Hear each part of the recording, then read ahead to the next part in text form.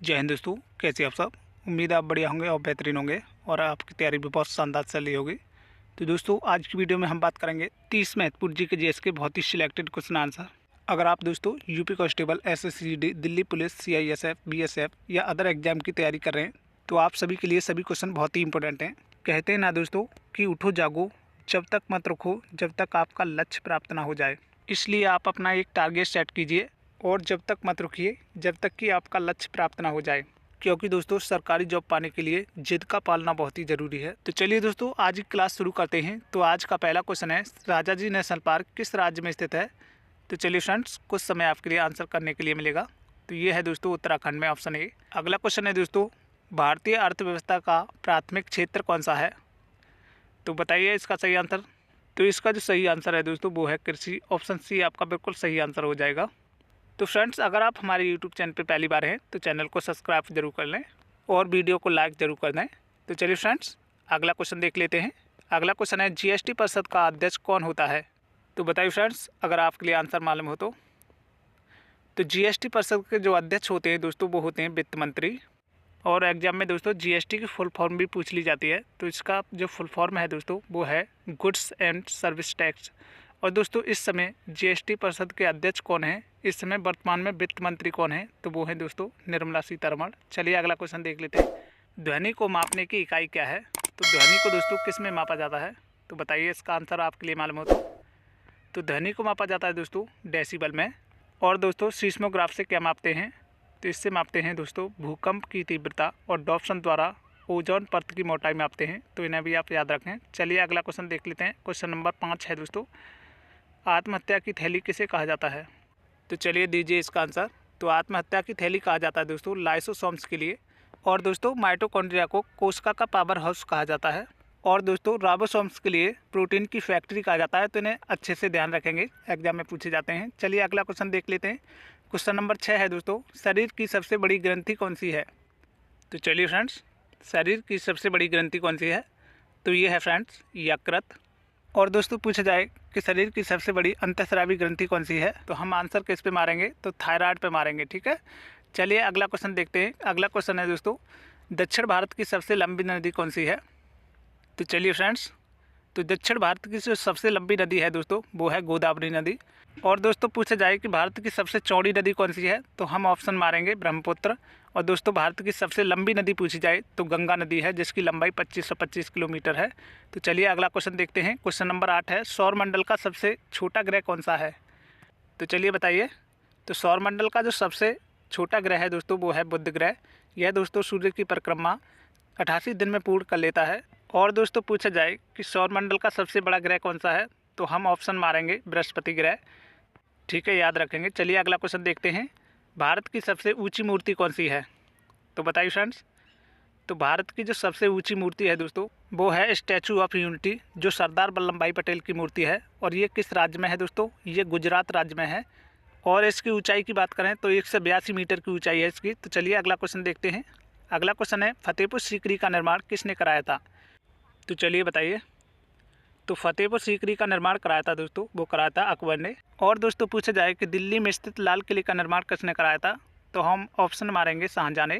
तो याद रखेंगे दोस्तों, काफ़ी इंपॉर्टेंट क्वेश्चन है। चलिए अगला क्वेश्चन देखते हैं। अगला क्वेश्चन है दोस्तों, टीबी की रोकथाम के लिए कौन सा टीका लगाया जाता है। तो बताइए फ्रेंड्स। तो इसका जो सही आंसर है दोस्तों वो है BCG का टीका। और दोस्तों एग्जाम में BCG की फुल फॉर्म काफ़ी पूछी गई है। तो इसकी जो फुल फॉर्म है दोस्तों वो है बैसिलस कॉलमेट ग्यूरिन। तो याद रखेंगे। चलिए अगला क्वेश्चन देखते हैं। अगला क्वेश्चन है, प्लासी के युद्ध के समय बंगाल का नवाब कौन था। तो बताइए। तो प्लासी के युद्ध के समय दोस्तों बंगाल का जो नवाब था दोस्तों वो था सिराजुद्दौला। ऑप्शन बी आपका बिल्कुल सही आंसर हो जाएगा। काफ़ी इंपॉर्टेंट क्वेश्चन है दोस्तों, परीक्षा में बार बार पूछा गया है, तो इसे आप अच्छे से ध्यान रखें। चलिए अगला क्वेश्चन देखते हैं। अगला क्वेश्चन है दोस्तों, पेरियार राष्ट्रीय उद्यान किस राज्य में स्थित है। तो बताइए सही आंसर क्या होगा। तो पेरियार राष्ट्रीय उद्यान किस राज्य में है दोस्तों, तो ये है दोस्तों केरल राज्य में। और दोस्तों केरल राज्य के लिए मसालों का बगीचा भी कहा जाता है। और इसकी जो कैपिटल है वो है दोस्तों त्रिवेंद्रपुरम। तो इसे भी आप याद रखें। चलिए अगला क्वेश्चन देखते हैं। अगला क्वेश्चन है, गरसप्पा जलप्रपात किस नदी पर स्थित है। तो चलिए फ्रेंड्स, गरसप्पा जलप्रपात किस नदी पर है, तो ये है फ्रेंड्स शरावती नदी पर। और दोस्तों गरसप्पा जलप्रपात ये किस राज्य में स्थित है, तो ये है दोस्तों कर्नाटक राज्य में। तो चलिए अगला क्वेश्चन देखेंगे। तो चलिए अगला क्वेश्चन देखिए। अगला क्वेश्चन है पेनिसिलिन की खोज किसने की थी? बताइए सही आंसर क्या होगा। तो पेनिसिलिन की खोज की थी दोस्तों अलेक्जेंडर फ्लेमिंग ने। और दोस्तों पूछा जाए कि डायनामा की खोज किसने की थी, तो हम आंसर मारेंगे माइकल फैराडे। और दोस्तों ग्रेगर जॉन मेंडल ने किसकी खोज की थी? तो आनुवंशिकता की खोज की थी, याद रखेंगे इसे भी। चलिए अगला क्वेश्चन देखिए। चाय की खेती के लिए उपयुक्त मिट्टी कौन सी होती है? तो बताइए फ्रेंड्स। तो चाय की जो खेती के लिए उपयुक्त मिट्टी होती है दोस्तों लैटेराइट मिट्टी होती है। और दोस्तों पूछा जाए कि कपास की खेती के लिए सबसे उपयुक्त मिट्टी कौन सी होती है? तो हम ऑप्शन मानेंगे काली मिट्टी, याद रखेंगे। चलिए अगला क्वेश्चन देखिए। अगला क्वेश्चन है दो नदियों के बीच की भूमि क्या कहलाती है? तो मोस्ट IMP क्वेश्चन है फ्रेंड्स, काफ़ी बार एग्जाम में पूछा गया है। तो बताइए अगर आपके लिए आंसर मालूम हो तो। दो नदियों के जो बीच की भूमि होती है दोस्तों वो कहलाती है दोआब। ऑप्शन डी आपका बिल्कुल सही आंसर हो जाएगा। तो चलिए अगला क्वेश्चन देखिए। अगला क्वेश्चन है सौर मंडल का सबसे गर्म ग्रह कौन सा है? तो बताइए फ्रेंड्स सौर मंडल का जो सबसे गर्म ग्रह कौन सा है? तो ये है दोस्तों शुक्र ग्रह। शुक्र ग्रह के लिए दोस्तों मॉर्निंग स्टार और इवनिंग स्टार के नाम से भी जाना जाता है, तो याद रखेंगे, काफ़ी पूछे जाते हैं। तो चलिए अगला क्वेश्चन देखिए। अगला क्वेश्चन है विटामिन ए का रासायनिक नाम क्या है? तो बताइए फ्रेंड्स विटामिन ए का रासायनिक नाम क्या है? तो ये है फ्रेंड्स रेटिनॉल। और दोस्तों पूछा जाए कि विटामिन बी का रासायनिक नाम क्या है? तो हम ऑप्शन मारेंगे थायमीन। ठीक है। चलिए अगला क्वेश्चन देखिए। अगला क्वेश्चन है दोस्तों उत्तर प्रदेश का राजकीय पुष्प क्या है? तो मोस्ट IMP क्वेश्चन है फ्रेंड्स, आपके यूपी कांस्टेबल के लिए काफ़ी बार एग्जाम में पूछा गया है। तो ये है दोस्तों पलास। इसे दोस्तों टिशू और ढाक के नाम से भी जानते हैं। और दोस्तों पूछा जाए कि भारत का राष्ट्रीय पुष्प क्या है? तो ऑप्शन मारेंगे कमल। तो चलिए अगला क्वेश्चन देखिए। निम्नलिखित में से राष्ट्रीय गीत के रचयिता कौन है? तो बताइए फ्रेंड्स। और हमारा राष्ट्रीय गीत कौन सा है? तो वंदे मातरम है। तो इसके जो रचयिता हैं दोस्तों बंकिम चंद्र चटर्जी हैं। और दोस्तों पूछा जाए कि भारत के राष्ट्रीय गान के रचयिता कौन है? तो हम ऑप्शन मारेंगे रविंद्रनाथ टैगोर। तो चलिए अगला क्वेश्चन देख लेते हैं। अगला क्वेश्चन है चरकुला नृत्य संबंधित है। तो मोस्ट IMP क्वेश्चन है फ्रेंड्स, आपके यूपी कांस्टेबल में काफ़ी बार पूछा गया है। तो हम कौन सा ऑप्शन लगाएंगे? तो हम ऑप्शन मारेंगे दोस्तों उत्तर प्रदेश का तराई क्षेत्र।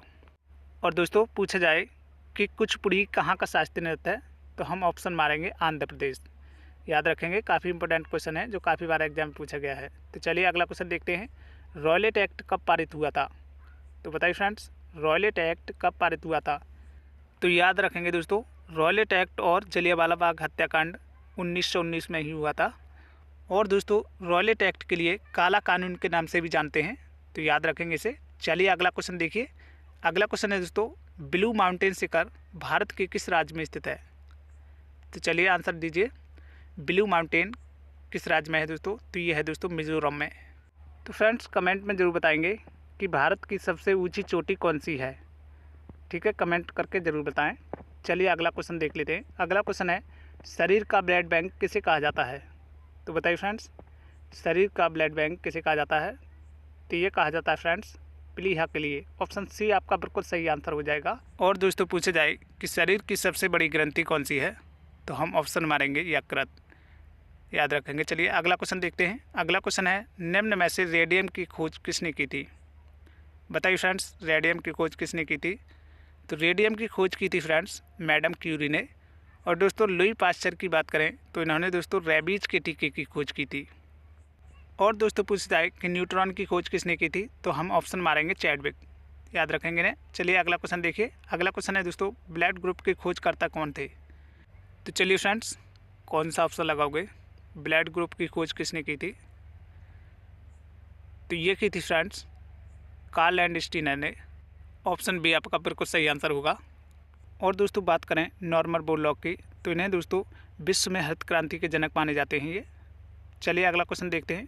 क्वेश्चन नंबर 27 है दोस्तों राष्ट्रमंडल खेलों का आयोजन कितने वर्ष के अंतराल में होता है? तो चलिए दोस्तों बताइए राष्ट्रमंडल खेलों का आयोजन कितने वर्ष के अंतराल में होता है? तो ये होता है दोस्तों 4 वर्ष के अंतराल में। ऑप्शन सी आपका बिल्कुल राइट आंसर होगा। चलिए अगला क्वेश्चन देखते हैं। अगला क्वेश्चन है दोस्तों सुहाग नगरी के नाम से किसे जाना जाता है? तो आपके यूपी कांस्टेबल के लिए दोस्तों बहुत ही इंपॉर्टेंट क्वेश्चन है। तो सुहाग नगरी के नाम से जाना जाता है दोस्तों फिरोजाबाद के लिए। ऑप्शन सी आपका बिल्कुल सही आंसर होगा। अच्छा क्वेश्चन है दोस्तों, याद रखेंगे। चलिए अगला क्वेश्चन देखिए। क्वेश्चन नंबर 29 है दोस्तों, सौर मंडल का सबसे बड़ा ग्रह कौन सा है? तो बताइए फ्रेंड्स, सौर मंडल का सबसे बड़ा ग्रह कौन सा है?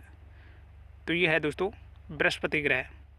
चलिए अगला क्वेश्चन देखते हैं। वीडियो का अंतिम क्वेश्चन है दोस्तों, ओजोन परत किस मंडल में पाई जाती है? तो मोस्ट IMP क्वेश्चन है फ्रेंड्स, काफ़ी बार एग्जाम में पूछा गया है। ओजोन परत किस मंडल में पाई जाती है? तो ये पाई जाती है फ्रेंड्स समताप मंडल में। और दोस्तों पूछा जाता है कि ओजोन परत की मोटाई किस में मापी जाती है?